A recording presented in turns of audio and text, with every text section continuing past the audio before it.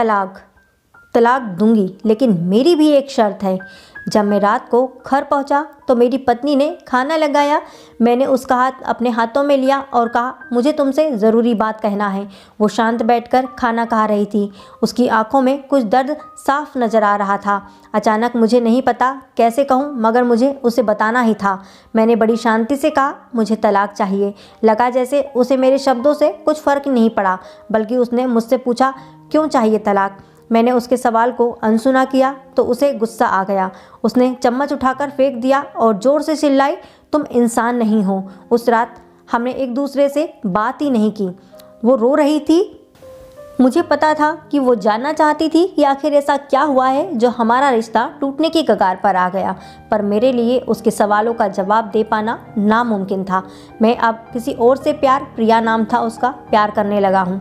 अब मुझे उससे प्यार नहीं रहा। मैंने उसे उसके बरसों के प्यार की सज़ा दी थी।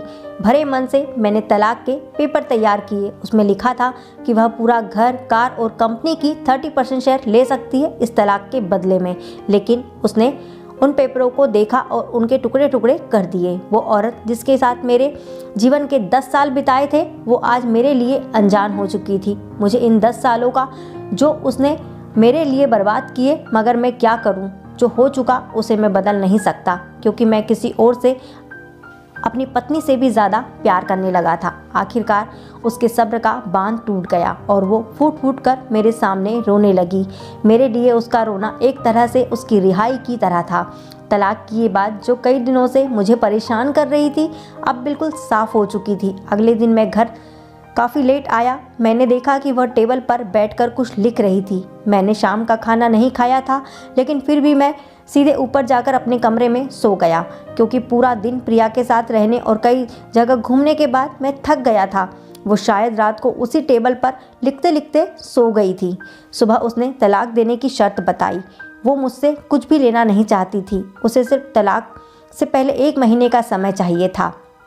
उसने आग्रह किया कि 1 महीने में हम दोनों वही पुराना जीवन जिएं जितना संभव हो सके, क्योंकि आने वाले महीने में हमारे बेटे की परीक्षा है। वह नहीं चाहती थी कि हमारे टूटे रिश्ते का प्रभाव उसकी पढ़ाई पर पड़े। मुझे भी यह ठीक लगा, मगर वो और भी कुछ चाहती थी। जैसे शादी के दिन मैं उसे उठाकर अपने शयन कक्ष तक ले गया था, उसी तरह अब हर रोज़ 1 महीने तक मैं उसे शयन कक्ष से उठाकर मुख्य द्वार तक ले जाऊं। मुझे लगा यह पागलपन है, मगर इन आखिरी दिनों को थोड़ा अच्छा बनाने के लिए मैंने उसकी यह शर्त स्वीकार कर ली। मैंने प्रिया को अपनी पत्नी की सभी शर्तें बताई तो वो हंसने लगी। उसे लगा मेरी पत्नी कितने भी तरीके अपना ले, तलाक होना तो तय है। मेरी पत्नी और मैं किसी से भी इस दौरान नहीं मिले थे, लेकिन उस दिन जब मैं उसे पहली बार उठाकर गेट तक लेकर गया तो हम दोनों काफ़ी अजीब महसूस कर रहे थे। पीछे से हमारा बेटा भी खिलखिलाकर खुश हो रहा था। अगले दिन यह काम थोड़ा सामान्य और आसान हो गया। वह मेरे सीने से लगी थी और मैं उसकी खुशबू महसूस कर रहा था। ऐसा लगा जैसे कई दिनों बाद मुझे ये खुशबू मिल रही थी, या फिर कई दिनों से मैंने उसके होने का महसूस नहीं किया था। पहले जितनी उसमें वो कसाव नहीं था और चेहरे पर कुछ हल्की झुर्रियाँ नज़र आ रही थी और बाल भी सफ़ेद होने लगे थे। ये वही औरत थी जिसने अपने जीवन के 10 साल मुझे समर्पित किए थे। चौथे दिन जब मैंने उसे उठाया तो वो पुरानी रोमांस लौटने लगी थी। 5वें और 6वें दिन वो पुराना प्यार फिर से जागने लगा। मैंने प्रिया को इस बारे में कुछ नहीं बताया। अब उसे उठाना और भी आसान हो गया था। शायद हर रोज़ यह सब करने का मैं आदी हो गया था। एक दिन वह अपनी पसंद की साड़ी निकाल रही थी, लेकिन कुछ खास नहीं ढूंढ पाई। उसने सांस भरते हुए कहा कि उसके सारे कपड़े बड़े पड़ने लगे हैं। तब मुझे पता चला कि वह काफ़ी दुबली हो गई है और इसलिए मैं उसे आसानी से उठा पा रहा था। मेरे दिल को एक झटका सा लगा। उसने अपने दिल में काफ़ी सारा दर्द छुपा रखा था। पता नहीं कैसे मैं आगे बढ़ा और उसके सिर को छूकर देखा। अचानक हमारा बेटा आया और बोला कि पापा, ये तो मम्मा को उठाकर बाहर ले जाने का समय हो गया है। उसके लिए अपने पापा द्वारा मम्मा को इस तरह उठाकर ले जाते हुए देखना जीवन का अभिन्न हिस्सा बन गया था।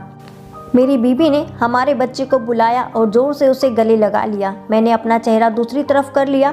मुझे लगा कहीं मैं अपना निर्णय ना बदल लूँ। मैंने अपनी पत्नी को रोज़ की तरह उठाया और बेडरूम से सिटिंग रूम होते हुए हाल तक लाया।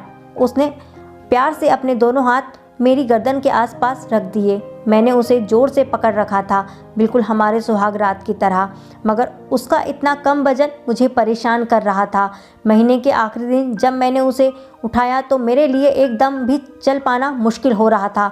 हमारा बेटा स्कूल जा चुका था।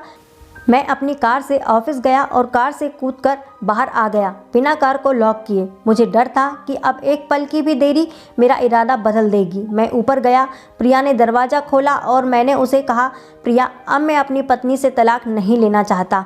उसने मुझे देखा और मेरे सिर पर हाथ फेरकर कहा कि तुम्हें बुखार तो नहीं है?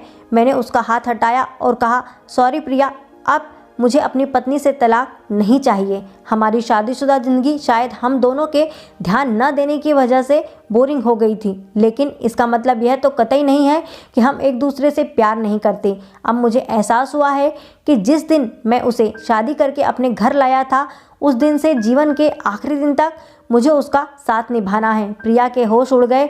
उसने मुझे एक ज़ोरदार चाटा जड़ दिया मेरे मुँह पर। वह रोने लगी और दरवाज़ा अंदर से बंद कर लिया।